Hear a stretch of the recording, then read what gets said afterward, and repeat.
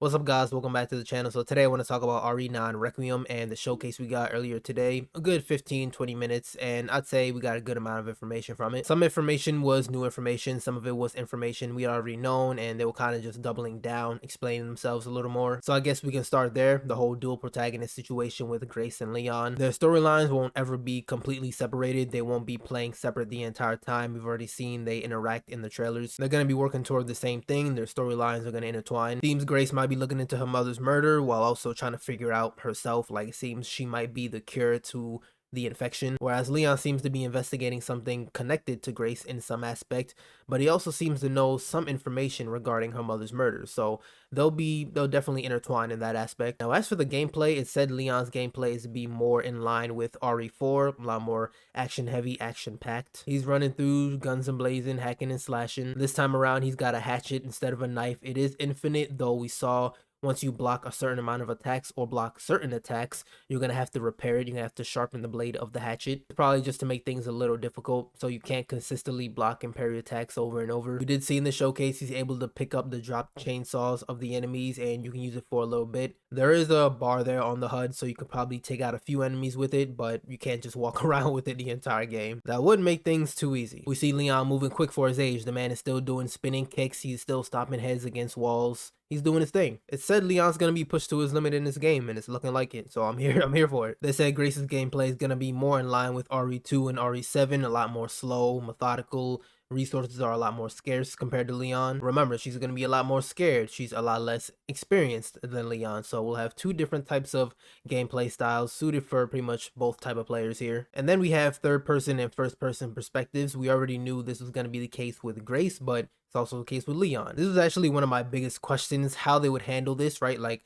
will they have Leon doing these kicks and everything in first person? I wasn't sure if they would not be able to pull it off, but would they go as far as to do that for Leon? And it seems like the answer is yes. You can't switch perspectives on the fly. You have to do it before you start your game, but you can make each perspective different for each character. So Grace, you can make her gameplay in first person. You can have Leon's gameplay in third person. And I think that's what I'm going to go with, since Grace's gameplay is meant to be a lot more scary to really put you in her shoes. But for Leon, I'm thinking I'm going to go third person. Of course, we have crafting once again in the game. I'm going to be able to craft ammo and things like that, but also they have put a little spin on things. You can now craft what they call specialized injectors. I'm not sure if you can do this for Leon, but we know you can do it for Grace. This requires some infected blood, so when you take out enemies, you need an injector to kind of stab it into the blood, and it's used to take out enemies quicker. The example they showed was Grace stabbing a zombie in the neck and it just blew up. That was the only one we saw, but we could assume there'll be at least a few more. Both Leon and Grace will have weapons, you know, pistols. Leon will have probably his signature pistol, probably one very similar to the one from RE4. Then Grace, she's also going to have a pistol. We saw that in the trailer, but remember,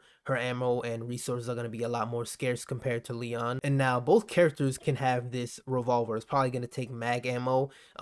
It's called the Requiem pistol, actually. I don't know if this is the case for Leon as well, but they did say while showing Grace's gameplay and talking about her that the ammo for this weapon is going to be a lot more scarce compared to other weapons. It's kind of used to get her out of tight situations, so you don't want to completely use it all at once. Now, as for gameplay modes and difficulties, we have three: casual, standard modern, and standard classic. Casual is the easiest one. You even have aim assist. I don't know if there's ever been aim assist in a Resident Evil game. I think we can assume if there are puzzles, which there'll most likely be puzzles, they'll be way easier. Then there's standard modern, which is just your typical Resident Evil normal difficulty, and then standard classic, which is a little harder, kind of more in line with some of the older Resident Evil games. They even said that when you're playing as Grace, autosaves are limited, and to manually save, you need ink ribbons. And as for the gameplay side of things, that's pretty much it. I did see in the deluxe edition, it comes with like filters, so you can make the game like black and white or a different color. And there are some different skins, costumes that you can get for Grace and Leon. I saw he actually has the RE4 skin in there. Grace has a Lady Dimitrescu